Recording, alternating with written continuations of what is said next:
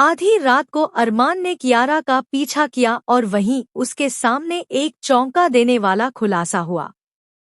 जी हाँ दोस्तों, सीरियल यह रिश्ता क्या कहलाता है कि आने वाले ट्रैक में दिखाया जाएगा कि आधी रात का सन्नाटा छाया हुआ है। सब कुछ शांत है, लेकिन एक शख्स बेचैनी में तड़प रहा है। उसे कुछ समझ नहीं आ रहा। उसका दिमाग जैसे काम करना बंद कर चुका है। उसकी आंखें बेतहाशा कुछ खोज रही हैं।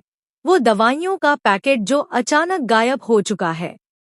एंग्जाइटी, विड्रॉवल और बेचैनी की हालत में वह बुरी तरह टूट चुकी है। पागलों की तरह पूरे घर में इधर-उधर भटक रही है। हर अलमारी, हर दराज टटोल रही है। लेकिन जब उसे कुछ नहीं मिलता तो वह चुपचाप आधी रात को घर से निकल पड़ती है, बिना किसी को बताए। लेकिन किस्मत को कुछ और ही मंजूर होता है। अरमान कियारा को चोरी छिपे घर से बाहर जाते हुए देख लेता है। उसके मन में सवाल उठते हैं, इतनी रात को कियारा कहाँ जा रही है? क्यों जा रही है? शक और चिंता में डूबा अरमान उसके पीछे पीछे निकल पड़ता है, बिना कोई आवाज किए। अब शुरू होता है उस रात का वह सफर, जो कई रहस्यों को उजागर कर देने वाला है। कियारा गलियों से निकलकर एक सुनसान जगह पहुंचती है, जहां एक संदिग्ध शख्स उसका इंतजार कर रहा होता है। वही डीलर जिससे वह अक्सर अपनी दवा लेती है। कियारा पैसे देती है और कहती है कि पिछली बार उसे सिर्फ 9 पैकेट मिले थे, जबकि डीलर साफ इनकार करता है, मैंने तो 10 ही दिए थे, तुमने खुद गिन लिए थे।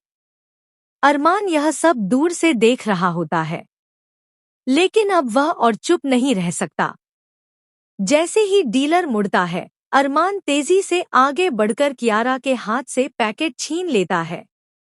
कियारा दहशत में आ जाती है। उसका चेहरा सफेद पड़ जाता है। वह अरमान के सामने गिड़गिड़ाती है, भाई प्लीज यह दवाई मुझे दे दो, इसके बिना मैं नहीं रह सकती, मैं मर जाऊंगी। अरमान शौक में रह जाता है। वह समझ जाता है कि यह कोई आम दवा नहीं हो सकती। वह पैकेट ध्यान से देखता है और अचानक उसकी आंखें चौड़ी हो जाती हैं। यह वही दवा है जो अंशुमान के ब्लड रिपोर्ट में पाई गई थी।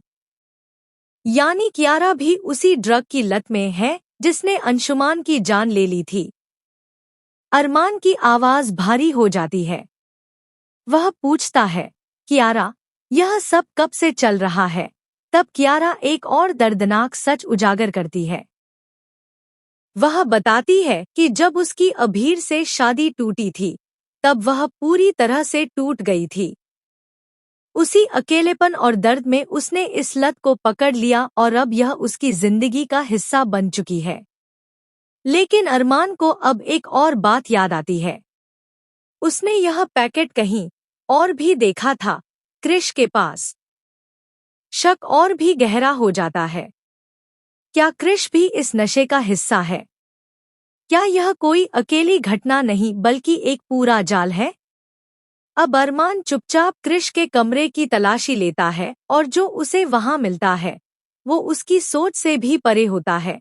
वही दवाई का पैकेट क्रिश के सामान में। अब सारा खेल साफ हो चुका है। अरमान क्रिश को पकड़ता है और जब उससे जवाब मांगता है तो क्रिश टूट जाता है। लेकिन वह अकेला नहीं गिरता, वह गीतांजलि का भी नाम लेता है। वह साफ कहता है, मैंने यह सब अकेले नहीं किया, गीतांजलि भी इसमें शामिल है। हमने साथ मिलकर यह सारा प्लान बनाया था।